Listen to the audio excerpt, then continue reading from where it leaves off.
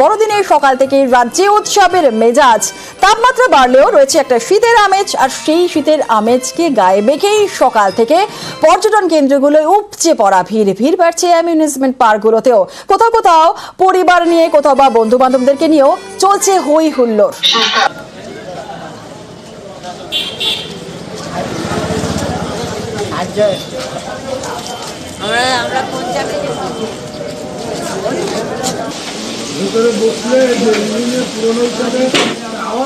শীতের আমেজকে গায়ে মেখে বড়দিনের উৎসব পালন হচ্ছে বিভিন্ন জায়গায়, আর তার পাশাপাশি ঘোরা, খাওয়া দাওয়া, মজা, পিকনিক এই সমস্ত কিছুই চলছে সকাল থেকে। টাকির ছবি দেখছেন, দূর দূরান্ত থেকে প্রচুর মানুষজন তারা চলে এসেছেন, ঘুরছেন ফিরছেন। এরপর তো অবশ্যই খাওয়া দাওয়া থাকবে।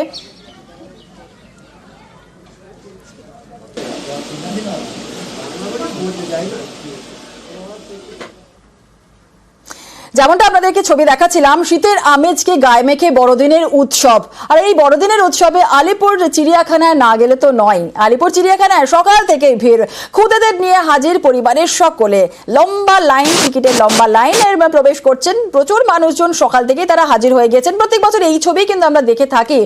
বড়দিনের সকালে চিড়িয়াখানায় না আসলে সেই বড়দিন একেবারেই মাটি হয়ে যায়। কচি কাচারা তো আসছেন, তাদের সঙ্গে পরিবারের পরিজনরা তারাও আসছেন, সকলেই আসছেন। দেখছেন সেই ছবি, শীতের আমেজকে গায়ে মেখে বড়দিনের উৎসবে সামিল হয়েছেন সকলে। আলিপুর চিড়িয়াখানায় সকাল থেকে প্রচুর ভিড়, খুদেদের নিয়ে হাজির হয়েছেন পরিবারের সকলে।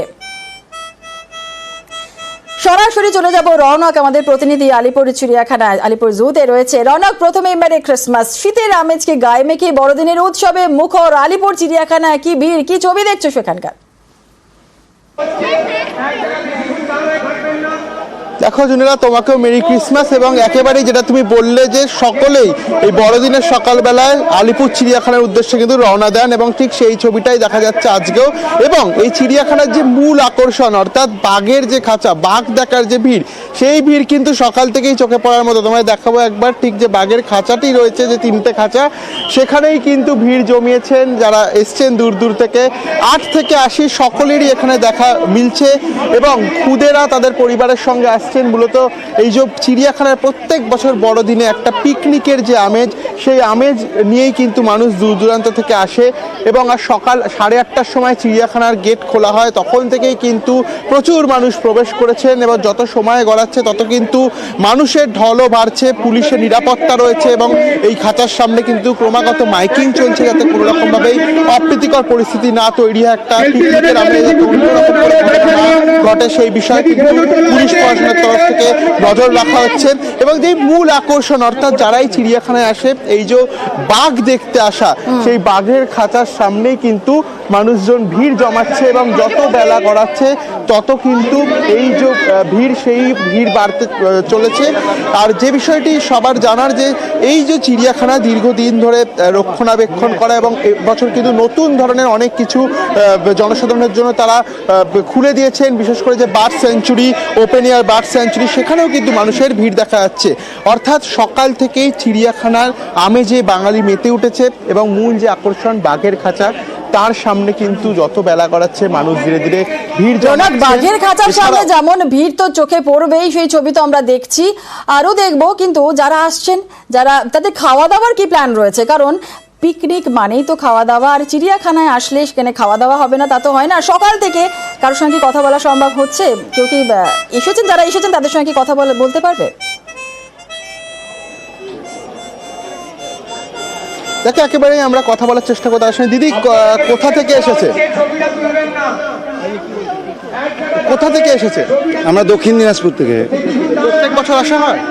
না, মোটামুটি 3 বছর আগে এসেছিলাম, 3-4 বছর আগে। কি দেখতে এসেছে এখানে?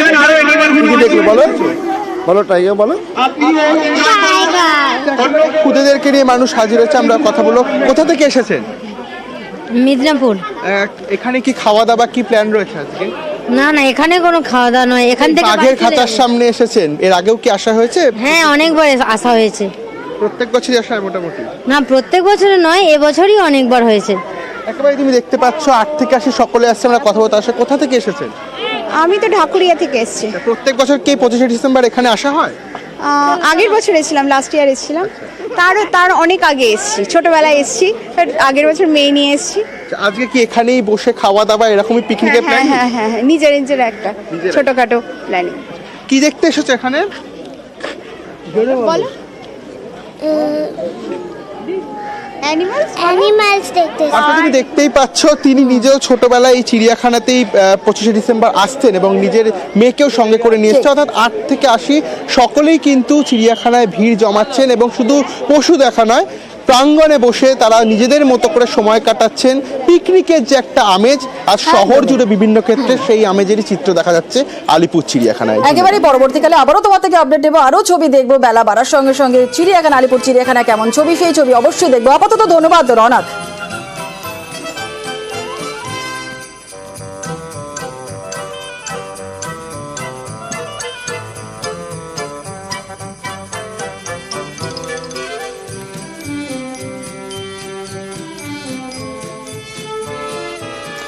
আর চিড়িয়াখানা থেকে, আলিপুর চিড়িয়াখানা থেকে এবার সরাসরি নজর রাখবো টাকির দিকে। বড়দিনে জমজমাট হয়ে রয়েছে টাকি। সকাল থেকে ইছামতি তীরে ভিড়, পিকনিক মোড চলছে সেখানে। রান্না বান্না, খাওয়া দাওয়া, ঘোরাফেরা, গল্প আড্ডা সবকিছুই জমজমাট হয়ে রয়েছে টাকি।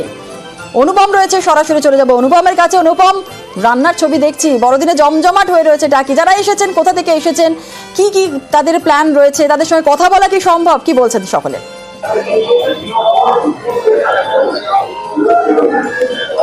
দেখো, এই যে টাকি আজকে বড়দিনের সকাল থেকে কিন্তু একদম তার মানে ফেস্টিভ মুডেই রয়েছে টাকির পর্যটকরা। তারা সকাল থেকেই টাকির যে ইছামতি নদীর তীরে তারা কিন্তু ভিড় জমাতে শুরু করেছে এবং তারা একদিকে যেমন খাওয়া দাওয়া, রান্না বান্না, সেলফি তোলা, একসঙ্গে ছবি তোলা, নৌকায় ভ্রমণ সবকিছু কিন্তু এক কথায় বলা যেতে পারে চেটে পুটে উপভোগ করছে। এবং যেহেতু টাকির একদম ইছামতি নদীর তীরে একদিকে যেমন টাকি, অন্যদিকে বাংলাদেশের দেবহাটা, এবং সেখান থেকে নদী দিয়ে গেলে একদম কাছে থেকে বাংলাদেশকে দেখার যে সুযোগ, সেই সুযোগ কিন্তু হাতছাড়া করতে চাইছে না। অন্যদিকে টাকিতে যে মিনি সুন্দরবন আছে, বিভিন্ন জমিদার বাড়িগুলো রয়েছে, শঙ্কর রায় চৌধুরীর বাড়ি রয়েছে, সেগুলো কিন্তু হাতছাড়া করতে চাইছে না। তারা একদিক দিয়ে যেমন টোটো, অটোয় করে বেরিয়ে পড়েছে, হেঁটে হেঁটে ঘোরাফেরা করছে, আবার নৌকায় করে ঘোরাফেরা করছে। এক কথায় বলা যেতে পারে একদম জমজমাট টাকির যে পিকনিক স্পট, সেই পিকনিক স্পট কিন্তু একদম জমজমাট। আমরা কথা বলবো, একজন আমরা পেয়েছি। দাদা, কোথা থেকে এসছেন? কেমন লাগছে এটা? ভালো লাগছে। কোথায় কোথায় ঘোরার প্রোগ্রাম রয়েছে? আমরা কিছুক্ষণ আগে এসেছি, এখনো প্রোগ্রাম করিনি, দেখা যাক কোথায় কোথায় ঘোরা যায়। আচ্ছা, আমি আগে আসিনি কোনোদিন, এই প্রথম এখানে আসি। ওপারে তো বাংলাদেশ, মিনি সুন্দরবন কেমন লাগছে আপনার? কেমন লাগবে মনে হচ্ছে? ভালোই লাগছে, ভালোই লাগছে। দেখো, আমরা যেমন একটা কথা একজনের সঙ্গে কথা বললাম, তিনি শ্যামনগর থেকে এসছে, তিনি সবে ঢুকেছে, তিনি নৌকায় ঘুরবেন, টাকির যে চারিদিকে ঘুরবেন। কিন্তু তিনি এসেছেন, কিন্তু আসার পরে কিন্তু তার যথেষ্ট ভালো লেগেছে, কিন্তু সারাদিন তিনি ঘুরবেন ফিরবেন এমনটাই জানালেন। এরকম একজন না, এরকম একেবারে অনুপম, সেই ছবি তো দেখছি। আবারও পরবর্তীকালে আপডেট নেব। আপাতত ধন্যবাদ।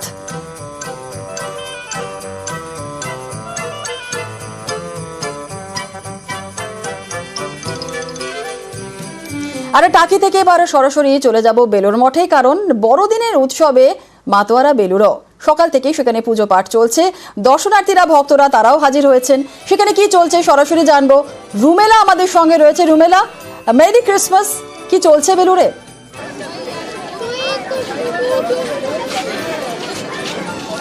জুনেলা, তোমাকেও বড়দিনের শুভেচ্ছা।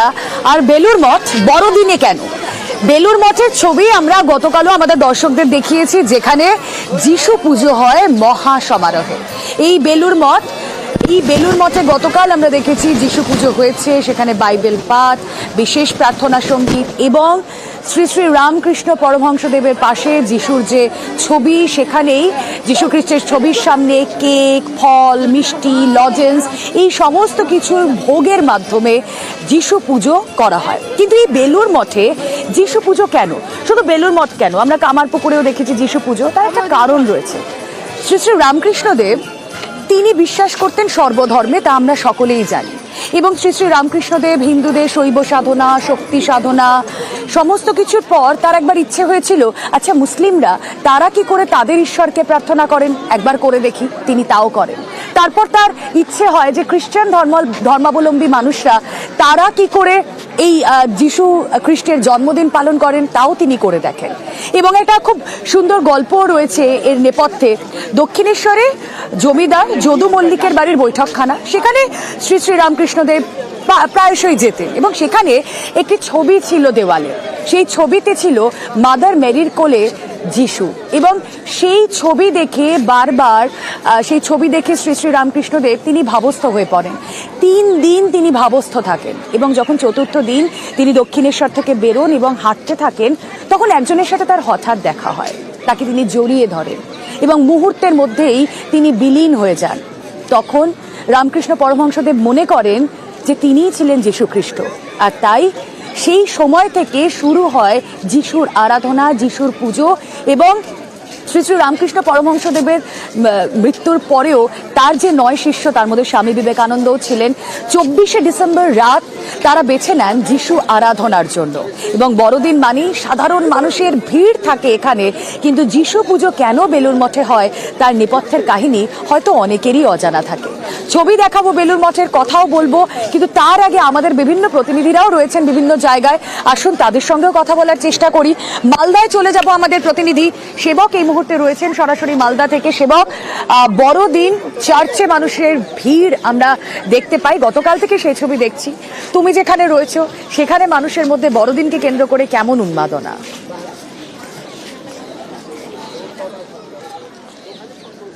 একদমই, দেখো সেই ছবি দেখাবো। আমি এই মুহূর্তে রয়েছি মালদহের রথবাড়ির ক্যাথলিক চার্চে। এই মুহূর্তে কিন্তু আজকে 25শে ডিসেম্বর প্রভু যিশুর স্মরণে এখানে কিন্তু বিশেষ প্রার্থনা চলছে। সরাসরি সেই ছবি দেখাচ্ছি আমরা দর্শকদের মালদার রথবাড়ি ক্যাথলিক চার্চ থেকে। দেখো প্রচুর খ্রিস্ট ধর্মাবলম্বী মানুষ, পুরুষ, মহিলা, শিশু, তারা কিন্তু সকাল থেকে রঙিন পোশাকে এই চার্চ মুখী। এবং চার্চে কিন্তু আমরা দেখছি বেশ কিছু সময় ধরে চলছে প্রার্থনা। প্রভু যিশুর উদ্দেশ্যে প্রার্থনা করছেন খ্রিস্ট ধর্মাবলম্বী মানুষ। এখানে সাধারণ মানুষ রয়েছে, ফাদাররা রয়েছে, এখানে সিস্টাররা রয়েছেন। সব মিলিয়ে কিন্তু একটা উৎসবের পরিবেশ এবং অত্যন্ত শিষ্টাচার আমরা একটু দেখছি। দেখো সরাসরি যে ছবি দেখা যাচ্ছে মালদাহের চার্চ, মালদাহের ক্যাথলিক চার্চ। এখানে প্রভু যিশুর উদ্দেশ্যে আজকে কিন্তু বিশেষ স্মরণ, যে স্মরণে মানে শয়ে শয়ে মানুষ আমরা দেখছি যত সময় যাচ্ছে। আমাদের রিপোর্টার রয়েছে, আমি এক্ষুনি করছি। এইখানের জন্য তো অসুবিধা নেই, আমরা ভেতরে ঢুকবো না। ম্যাডাম বাইরে তো অ্যালাউ নয় ম্যাডাম। আচ্ছা ঠিক আছে, আমাদের 2 মিনিট। এবং বেশ কিছু সময় ধরে কিন্তু এখানে প্রার্থনা চলবে এমনটাই কিন্তু জানা যাচ্ছে। এবং শুধু খ্রিস্ট ধর্মাবলম্বী মানুষ এসছেন তা নয়, যেটা আমরা বলি যে উৎসব সবার, এখানে কিন্তু আমরা প্রচুর সাধারণ মানুষকেও দেখছি যারা কিন্তু এই মুহূর্তে মালদা চার্চে এসছে। 25শে ডিসেম্বর প্রতি বছরই কিন্তু মালদা শহরের এটা চেনা ছবি, যেখানে মালদার রথবাড়ির ক্যাথলিক চার্চে।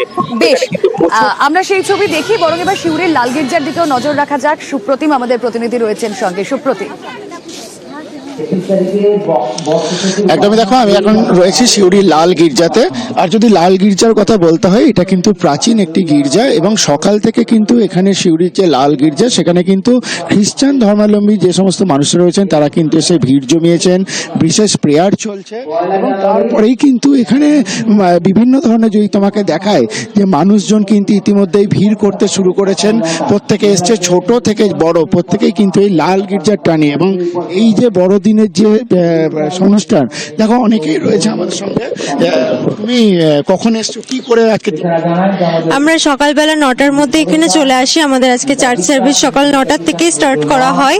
তো আজকে সারাদিনটা সকাল থেকে চার্চ হলো, প্রেয়ার হলো, এরপর সকলের সাথে আজকের দিনটাতে দেখা হয়। মানে যারা বাইরে থাকেন তারা আজকে মজা কতটা করবে আজকে?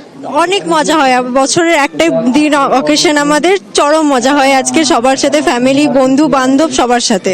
অর্থাৎ এই লাল গির্জার ছবি তো আমরা দেখালাম, এই লাল গির্জাতে তো ইতিমধ্যেই প্রেয়ার চলছে। যেহেতু ভেতরে প্রেয়ার চলছে এবং যারা যারা বাইরে থেকে আসার, যাদের এই লাল গির্জা দেখতে আসা, প্রেয়ার দেখতে আসা, সেটা কিন্তু ইতিমধ্যেই চলছে। প্রচুর মানুষ কিন্তু সকাল থেকে এসে ভিড় করছেন এই লাল গির্জাতে। দেখালাম মালদার ছবি, দেখালাম শিউরির ছবি, আর আমি যেখানে দাঁড়িয়ে রয়েছি বেলুড় মঠ, সেখানেও গতকাল হয়ে গিয়েছে যিশু টুসু পুজো আর বড়দিনের এই সকাল জেলার বিভিন্ন প্রান্ত থেকে সাধারণ মানুষ তারা এসে উপস্থিত হয়েছেন বেলুড় মঠে। ছবি দেখাবো আপনাদের এবং সেই ছবি দেখাতে দেখাতে নিয়ে নেবো একটা ছোট্ট ব্রেক। আর ব্রেকের পর ফিরে বড়দিনের আরো মজা বড় করে দেখাবে আপনাদেরকে একমাত্র নিউজ 18 বাংলা।